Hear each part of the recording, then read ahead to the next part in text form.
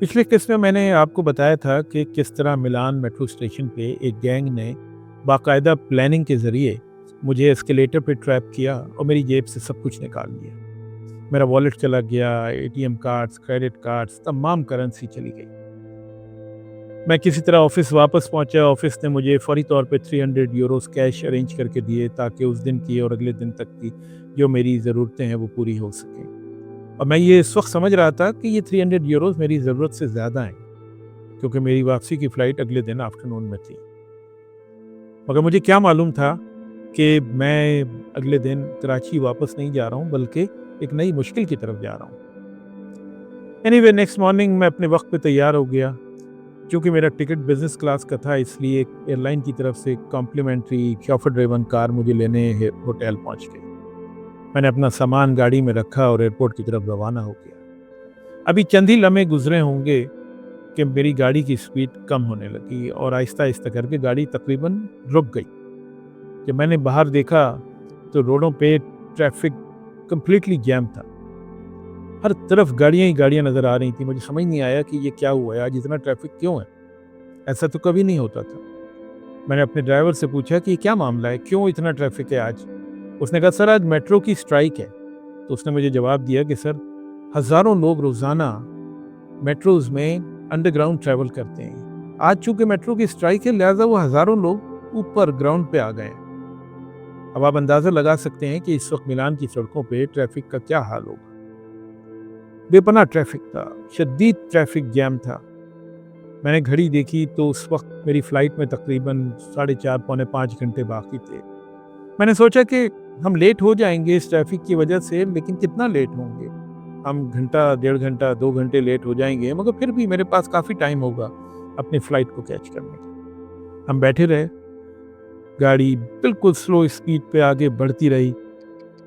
Time गुजरता जा रहा था। 1 घंटा गुजरा, 2 घंटे, 3 घंटे, 4 घंटे, 5 घंटे और तकरीबन 7 घंटे के बाद मैं एयरपोर्ट पहुंचा हूँ। मैं भागता हुआ तेज़ी से चेक इन काउंटर की तरफ गया और उनके सामने पासपोर्ट टिकट रखे। खातून ने कंप्यूटर पे देख के मेरी तरफ देखा और माजरत करते हुए मुझसे कहा कि sir, very sorry but your flight has already departed. मेरी फ़्लाइट जा चुकी थी। मैं अपनी फ़्लाइट मिस कर चुका था और मेरे लिए एक नई परेशानी खड़ी हो गई थी। मैंने उनसे पूछा कि अगली फ़्लाइट कब है। उन्होंने कहा टुमारो आफ्टरनून। मैंने कहा आप मुझे उसमें बुक कर दीजिए। उन्होंने जब उस फ़्लाइट का स्टेटस चेक किया तो उन्हें पता चला कि उस फ़्लाइट में बिज़नेस क्लास में कोई सीट अवेलेबल नहीं है। मैंने उनसे कहा कि आप मुझे इकोनॉमी क्लास में बुक कर दें। उन्होंने मुझे इकोनॉमी क्लास में बुक कर दिया। मैं वहाँ से हट के एयरलाइन के पिक एंड ड्रॉप के काउंटर पे गया और उनसे कहा कि मुझे प्लीज़ ट्रांसपोर्ट अरेंज कर दीजिए। मैं अपनी फ़्लाइट मिस कर चुका हूँ, मुझे होटल वापस जाना है। उन्होंने मेरा नया टिकट देखा और मुझसे बड़ी माज़रत की और कहा कि सर, ये फैसिलिटी सिर्फ बिज़नेस क्लास पैसेंजर्स के लिए है, फ्री ट्रांसपोर्ट वाली। ये हम आपको ये नहीं दे सकते क्योंकि आपका नया टिकट इकोनॉमी क्लास का है। एक नई परेशानी मेरे सामने आ गई। मैंने उनसे पूछा कि यहाँ से मेरे होटल तक का अंदाज़न किराया कितना होगा टैक्सी का। उन्होंने कहा तकरीबन 125 से 150 यूरो लगेंगे आपके। मैंने सोचा मेरे पास 300 यूरोज़ हैं, ठीक है, फिर भी हो जाएगा मामला, काबू में रहेंगे हालात। मैं एयरपोर्ट से बाहर निकला, टैक्सी पकड़ी और होटल की तरफ रवाना हो गया। लेकिन जो चीज़ मैं भूल गया था, जो मैंने कंसीडर नहीं की थी, वो ये थी कि ये जो किराया उन्होंने बताया था वो आम हालात में था, मगर आज तो आम हालात नहीं थे। आज तो ट्रैफिक जैम था, बुरी तरह से ट्रैफिक जैम था और अभी भी वही हालत थी रोडों पे। मुझे वापस होटल पहुंचने में तकरीबन 5 घंटे लगे और जब मैं 5 घंटे के बाद होटल पहुंचा हूं तो तकरीबन मिडनाइट हो रही थी। मैंने होटल पहुंच के टैक्सी ड्राइवर से पूछा कि कितना किराया हुआ है। तो उसने मुझे कहा कि 225 यूरोज़ बने हैं।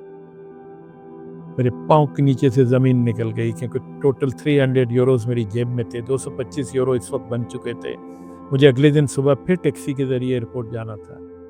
एनीवे, इस वक्त कोई और ऑप्शन नहीं था। उसको 225 यूरो पे किए और अंदर होटल में दाखिल हो गया और अंडर اور اندر جب ہوٹل میں داخل ہو رہا تھا تو مجھے یاد آیا کہ میں تو چیک آؤٹ کر کے جا چکا ہوں، میرے پاس تو ہوٹل روم موجود نہیں ہے۔ مجھے فوری طور پہ یاد آیا کہ میں اپنے جو ٹریول کوآرڈینیٹر ہیں پاکستان میں ان سے رابطہ کروں۔ میں نے ان کو فون کیا اور انہوں نے انتہائی شدید ہیلپ کری انہوں نے میری، اور بغیر کوئی وقت ضائع کیے انہوں نے اسی ہوٹل میں میری ایک اور ایڈیشنل نائٹ بک کرا دی۔ خدا کر کے یہ مسئلہ بھی حل ہوا، مگر وہ مسئلہ اپنی جگہ موجود تھا کہ کل پیسے کہاں سے آئیں گے مجھے واپس ایئرپورٹ جانے کے لیے۔ بہت پریشانی کی حالت میں نے وہ رات گزاری، اور صبح ناشتے کے لیے جب میں ریسٹورنٹ گیا ہوں تو مجھے بہت شدید بھوک لگ رہی تھی، کیونکہ میں نے رات کو ڈنر بھی نہیں کیا تھا۔ میں ناشتہ کر رہا تھا اور سوچے جا رہا تھا کہ اب کیا کروں، چند ہی لمحوں میں مجھے واپس ایئرپورٹ کی طرف جانا ہے۔ اب یقین کریں ایسے وقت میں جب آپ کو کچھ سمجھ نہیں آ رہا ہوتا ہے، اللہ کی مدد آپ کے سامنے آ جاتی ہے۔ میں نے غور کیا تو ریسٹورنٹ کے دوسرے کنارے میں ایک صاحب بیٹھے ہوئے تھے جن کی شکل مجھے کچھ جانی پہچانی نظر آئی۔ میں نے غور کیا، ذہن پہ زور ڈالا تو مجھے یاد آیا کہ یہ میرا ایک ایکس کولیگ ہے جو چند سال پہلے جس کا ٹرانسفر اٹلی ہو گیا تھا۔ میں تیزی سے اس شخص کی طرف بڑھا، اس نے بھی مجھے دیکھا تو پہچان لیا، فوراً کھڑا ہو گیا اپنی جگہ سے اور مجھے کہا، امجد صاحب سر آپ یہاں خیریت؟ میں نے اس کو پوری کہانی سنائی۔ اس نے پوری داستان سننے کے بعد ایک لمحہ ضائع کیے بغیر اپنی جیب سے 300 یوروز نکال کے مجھے دیے۔ اس نے کہا کہ سر آپ یہ رکھیں، اور اگر مزید کی بھی ضرورت ہے تو مجھے بتائیے، میں آپ کو مزید یوروز بھی ارینج کر دوں گا۔ اس لمحے مجھے ایسا لگا جیسے اللہ تعالیٰ نے ایک فرشتہ زمین پہ بھیج دیا میری مدد کرنے کے لیے۔ میں نے اس کا بے پناہ شکر ادا کیا، اور اس سے زیادہ دل میں اللہ کا بے پناہ شکر ادا کیا کہ یا اللہ تو نے کس طرح غیب سے میری یہ مدد کی، اگر یہ مدد نہ آتی تو میں کیا کرتا، مجھے کچھ سمجھ نہیں آ رہا تھا۔ میں نے بہت شکر ادا کیا اللہ کا، اور کچھ ہی لمحوں بعد میں ٹیکسی پکڑ کے اور ایئرپورٹ کی طرف روانہ ہو گیا۔ اس دفعہ سب کچھ نارمل تھا، حالات پرسکون تھے، کوئی ٹریفک نہیں تھا، روڈوں پہ گاڑیاں نہیں تھیں۔ میں وقت پہ ایئرپورٹ پہنچ گیا، اور فلائٹ نے بھی وقت پہ ٹیک آف کیا، اور میں فلائٹ میں بیٹھ کے اپنی سیٹ پہ یہ سوچ رہا تھا کہ جب ہمارے سامنے کوئی راستہ نظر نہیں آتا ہے، ہم مشکل میں پھنس چکے ہوتے ہیں، تو اللہ کے پاس تو ہر وقت راستے ہوتے ہیں۔ وہ ہر وقت کسی نہ کسی کو کسی نہ کسی جگہ بھیج دیتے ہیں مدد کے لیے فرشتہ بنا کے، جیسے انہوں نے اس شخص کو میرے پاس بھیجا تھا۔ میں نے بہت اللہ کا شکر ادا کیا، اور اس سبق کو ہمیشہ کے لیے میں نے یاد رکھا کہ اللہ پہ ہمیشہ بھروسہ قائم رہنا چاہیے، آپ کی امید نہیں ٹوٹنی چاہیے، کیونکہ اللہ پہ بھروسہ رہے گا تو آپ کی مشکل بھی آسان ہو جائے گی۔